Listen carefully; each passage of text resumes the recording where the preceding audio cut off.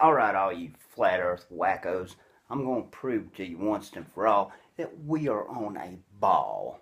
The idea of a flat earth makes no sense. So let's just get started. First off, one of the first questions asked is, okay, well, if we're flat, then how does the oceans stay here? Okay, let's experiment this. Okay, look here. We got the ball earth, which, of course, gravity holds everything on. Let's try this. Uh-oh, wait a minute. These rocks represent continents. This outer barrier is holding the water in. So, I guess that could be possible. It's silly, but it could be possible. Okay, let me tell you what flat earthers believe.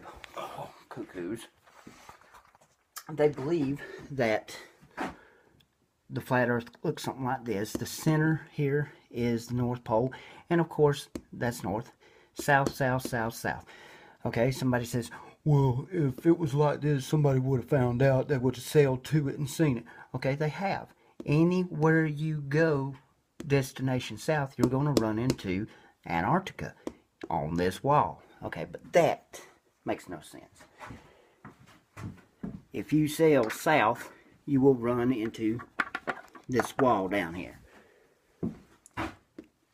Okay, I don't even know how to explain that, but that's silly.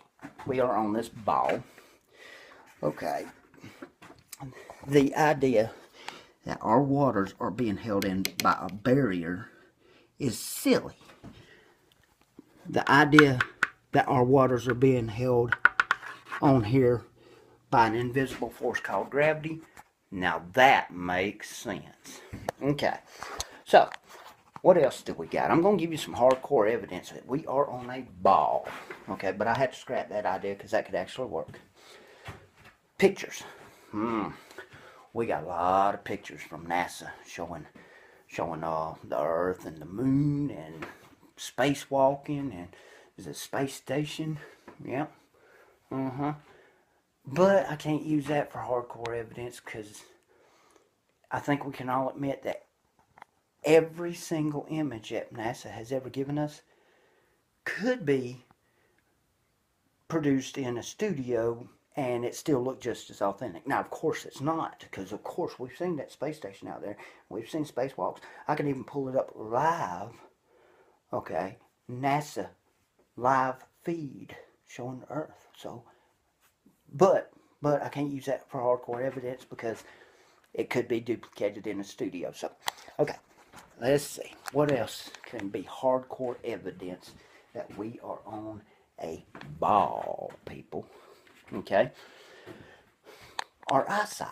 Seeing is believing. We can trust our eyes, can't we? Okay.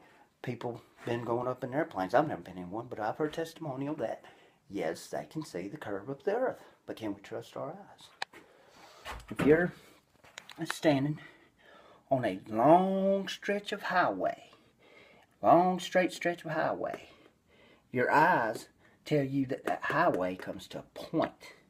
Okay, but we know better than this because our eyes are telling us that road comes to a point, but our brains know better because we can get in our car and we can go up here and we can see it's just as wide up here as it was where we were standing. So, of course, we can trust our eyes. Just like in an airplane, if you're flying and you see the curve of the Earth, okay, you can see that curve, right? But when you get to that point you were looking at, well, now it looks flat. But you can still see the curve on down here, on down the road, or on down the line. Okay, but when you get there, it looks flat. Okay, so, of course, we are on the ball, people. But I can't use eyesight as hardcore evidence because our eyes, as we know, can deceive us. What else we got? Okay, here's a question, and this is just crazy talk.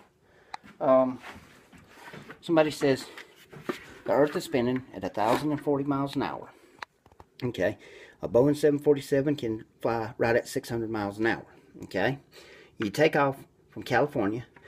The Earth is spinning east. Okay, the Earth is spinning 440 miles an hour faster than that Boeing 747 can fly. So how could it make it to Georgia? Common sense, people. Just like this water is held on by gravity, everything inside our atmosphere is spinning at 1,040 miles an hour. Okay? Just like if you're driving down the road in a car and you're doing 60, you can't feel yourself moving 60 miles an hour because everything inside the cab of your car is moving 60 miles an hour. But you take away that windshield and that roof, the cab, and you feel all that wind. The outside air ain't moving 60, but the inside air is. You take away the windshield, whew, you feel that you're moving 60, yep. But why don't we feel this on Earth? Well, this is common sense, people. Our atmosphere, our ozone, okay?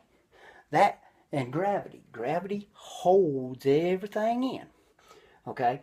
Now, it's just kind of coincidence that this immense vacuum of space does not suck all our air off the Earth, because we're protected by, the gravity and the what you call it.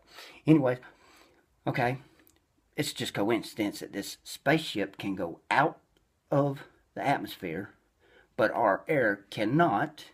The spaceship can go land on the moon and then come back in, just like if somebody was rolling down the window on the truck and letting it out, and then roll the window back up real fast so it don't suck out all the air. But this is how it works, Anything else is silly, This immense vacuum, we know there's a vacuum in space. We've seen it in the movies. We've seen it on NASA footage. But we still can't take our the pictures and videos for hardcore evidence because it can be duplicated, and just like, in the studio. So I had to scrap that for hardcore evidence. So let's see, what else do I got? Okay, here's an interesting one. Some people think that, okay, I was told that I needed to read the laws of relativity and gravity, and okay, I did. I read some Einstein stuff. Okay, just a second, I'll tell you what I gathered from him and some studies, some experiments that I watched.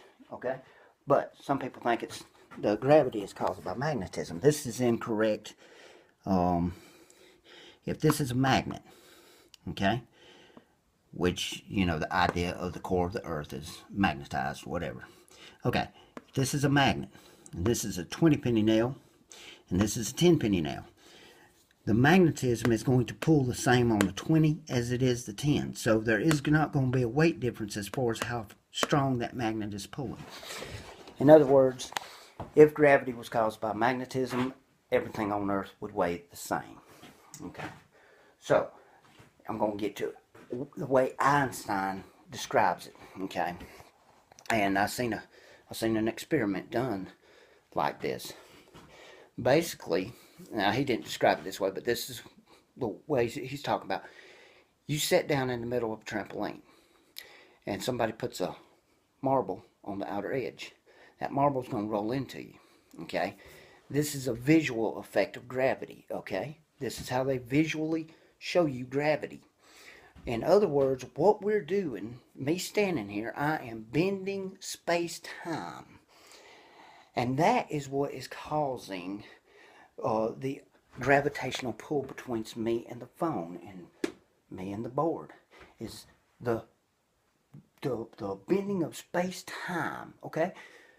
Now, don't that make more sense than the idea that we are flat and gravity is not gravity, that up is up, down is down, and weight is weight? That makes no sense whatsoever. Only this idea of space-time bending makes sense. Just read some of Einstein's work and Newton's work, and you'll see. Brilliant geniuses. Makes sense. These flat earth wackos, they don't make no sense. People, we are on a ball. Get it through your heads. Look at all the evidence there is out there. This is basically what flat earthers think it's like.